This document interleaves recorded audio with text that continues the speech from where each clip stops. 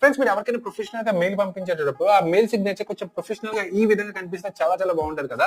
ఈ విధంగా మీరు కూడా క్రియేట్ చేసుకోవచ్చు. దీనికోసం మీరు ఒక వెబ్సైట్ లోకి వెళ్ళాలి. ఆ వెబ్సైట్ వచ్చేసి వైజ్ ట్యాబ్ అనమాట. వన్స్ దానిలోకి వెళ్ళిన తర్వాత ఇంటర్ఫేస్ వచ్చేసి ఈ విధంగా కనిపిస్తుంది.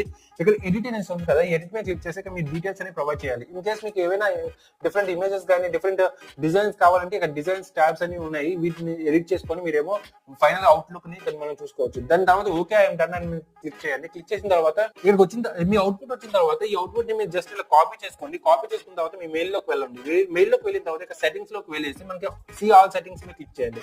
క్లిక్ చేసిన తర్వాత ఇలా కిందకి వెళ్ళిన తర్వాత మీకు ఇక్కడేమో సిగ్నేచర్ అని చెప్పేసి ఉంటుంది. ఆల్రెడీ నేను యాడ్ చేశాను.